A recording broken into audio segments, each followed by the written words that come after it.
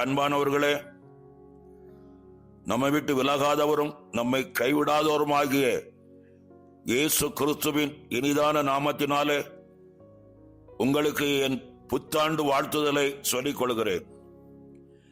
இந்த வருடம் தேவனாகிய கர்த்தர் நமக்கு கொடுக்கும் வாக்குத்தத்த வார்த்தை ஏசாயா தீர்க்கதரிசன புஸ்தகம் 42 அதிகாரம் 16 வசனம்.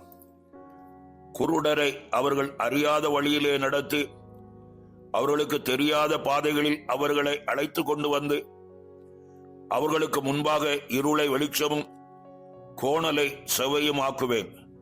இந்த காரியங்களை நான் அவர்களுக்கு செய்து அவர்களை கைவிடாதிருப்பேன் என்று வாக்கு பண்ணுகிறார்.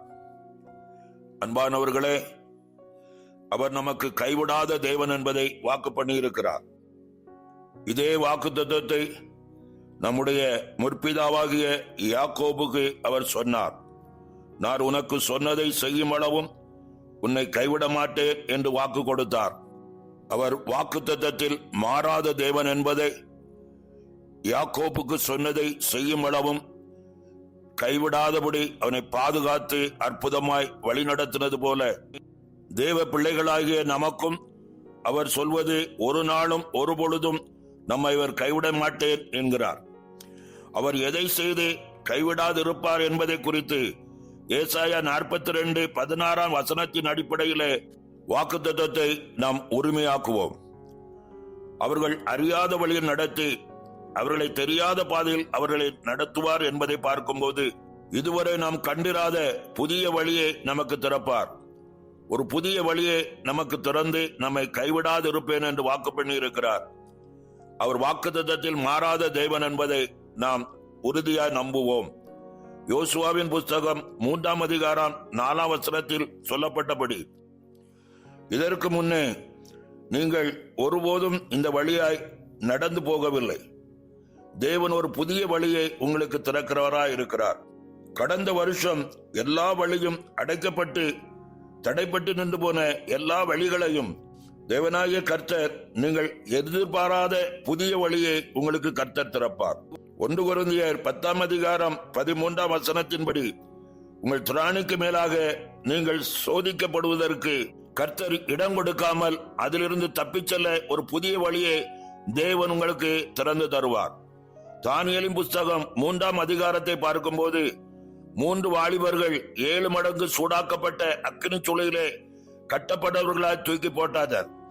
ஆனால் கட்டவிழ்க்கப்பட்டவர்களாய் 4 நபர்களாய் அக்கினி நடுவிலே உலாவினார்கள். அற்ப மனிதர்களால் தூக்கி போடப்பட்டவர்கள் உன்னதமாய் வெளியே வருகின்றனர். தூக்கி போட்டவனே கதவை திறக்கிறான், அடைத்தவனே கதவை திறக்க வைப்பார்.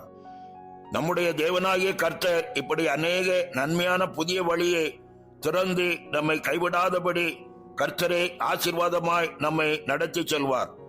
ஏசாயா தீர்க்கதரிசன புஸ்தகம் 58 அதிகாரம் 11 வசனத்திலே, கர்த்தர் நித்தமும் உன்னை நடத்தி மகா வறட்சியான காலங்களில் உன் ஆத்துமாவை திருப்தியாக்கி உன் எலும்புகளை நிழலுள்ளதாய் மாற்றுவார். நீ நீர்ப்பாய்ச்சலான தோட்டத்தை போலவும் வற்றாத நீரீற்றை போலவும் இருப்பாய் என்று வாக்கு பண்ணியிருக்கிறார். அவர் வாக்குத்தத்தத்தில் மாறாத தேவனாய் இருந்து நித்தமும் அவர் நடத்துகிறவர். மகா வறட்சியான காலங்களிலும் தேவன் நம்மை ஆசீர்வதித்து நடத்துகிறவராயிருக்கிறார். அன்பானவர்களே, தீர்க்கதரிசியாக எலியாவை காகம் கொண்டு போஷித்தவர். ஆற்று தண்ணீர் வற்றின போது சாரிபாத் ஊரின் விதவையை மூலமாய் நடத்தினவர். தூதனை கொண்டு போஷித்து நடத்தினவர். ஒரு குறையுமின்றி நம்மையும் நடத்த கர்த்தர் போதுமானவராயிருக்கிறார். தேவன் நடத்தும் போது குறைவிருக்காது. ஒவ்வொரு காலகட்டத்திலும் நம்மை நேர்த்தியாய் நடத்துகிறவராயிருக்கிறார். அப்போஸ்தலர் நாட்களிலே பவுல் என்பவனை எழுப்பினார். யூதர் அல்லாதவர்கள் மத்தியிலே சுவிசேஷம் அறிவிக்க கதவுகள் திறக்கப்பட்டது. அவர் நம்முடைய எல்கைகளை விஸ்தாரமாக்குவார். ஊழியத்தின் கதவுகள் திறக்கப்படும். தேவன் தமது வல்லமையை விளங்க பண்ணுவார். எப்படி கடந்து போவோம் என்று கலங்கி நின்ற இடத்திலே மகிமையாய் வெளிப்படுவார். அவர் வாக்கினால் சொன்னதை கரத்தினால் நிறைவேற்றி உங்களை கைவிடாதிருப்பார். மட்டுமல்ல, உங்கள் வாழ்க்கையில் காணப்படுகிற இருளின் அதிகாரங்கள் வெளிச்சமாக மாற்றி உங்களை கைவிடாதிருப்பேன் என்று வாக்கு பண்ணுகிறார். எஸ்தரின் நாட்களிலே காரியம் மாறுதலாய் முடிந்து பயம் நிறைந்த இருள் மாறி வெளிச்சம் தோன்றினது. அப்போஸ்தலரின் புஸ்தகம் 9ஆம் அதிகாரம் 1-20 வரை உள்ள வார்த்தைகளை பார்க்கும்போது, சவுல் என்பவன் வாழ்வில் ஒரு பெரிய மாற்றம் வந்தது.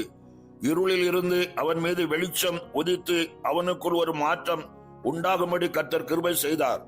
தாமதமின்றி இயேசு கிறிஸ்துவை அறிவித்தார். மாற்றங்கள் உண்டாக வருடங்கள் தேவையில்லை. நமது தேவனுக்கு ஒரு நாள் போதும்.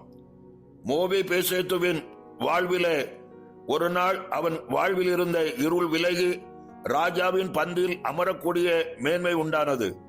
சங்கீதம் 30:5 பார்க்கும்போது, சாயங்காலத்தில் அழுகை தங்கும், விடிய காலத்திலே களிப்புண்டாகும்.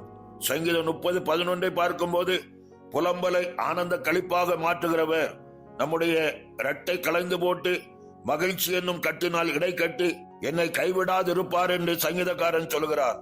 எனவே உங்கள் புலம்பல் அழுகை எல்லாம் மாற்றி நிச்சயம் இருள் மாறி வெளிச்சம் உண்டாகும்.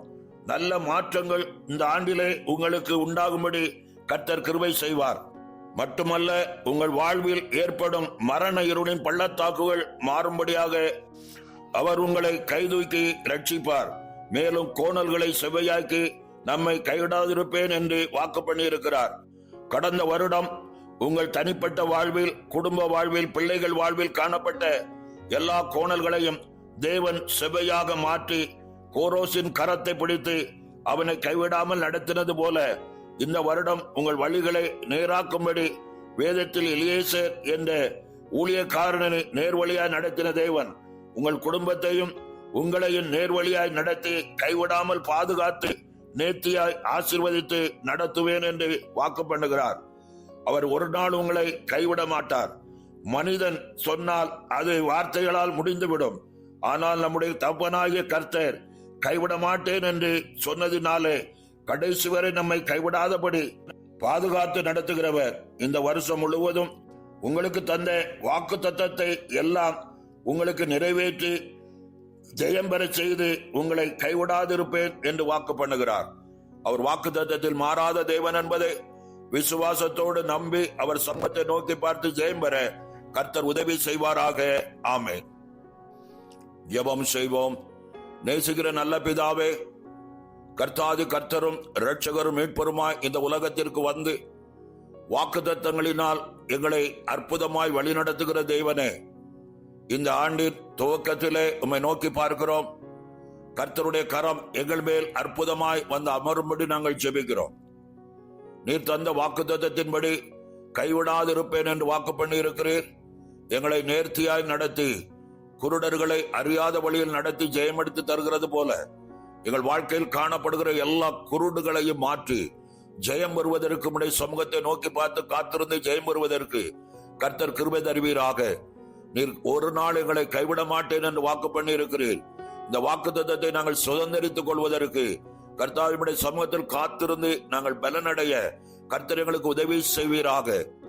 கடந்த வருடத்திலே எங்கள் வாழ்க்கையில் ஏற்பட்ட தடைகள், தொழில் ஸ்தலத்தில, வேலை ஸ்தலத்தில, கர்த்தாவே படிப்பின் காரியத்தில, குடும்ப வாழ்க்கையில, இன்னும் ஒவ்வொரு காரியத்தில் காணப்பட்ட இருளின் வல்லமைகளை மாற்றி இந்த வருடத்திலே நீர் தந்திருக்கிற வாக்கு தத்தத்தின்படி நீர் கைவிடாத தேவன் என்பதை எல்லா காரியங்களிலும் உடைய பிள்ளைகள் பெற்று ஜெயம் பெற கர்த்தர் உதவி செய்வீராக. நீர் அப்படி செய்கிற கிருபைக்காய் ஸ்தோத்திரம். எல்லா மகிமைங்க நமக்கு செலுத்துகிறோம். இயேசு கிறிஸ்துவின் இனிதான நாமத்தில் ஜெயமுள்ள வாக்கு தத்தத்தை உடைய கரத்திலிருந்து நாங்கள் எடுத்துக் கொள்ளுகிறோம் எங்கள் நல்ல பிதாவே. ஆமென், ஆமென்.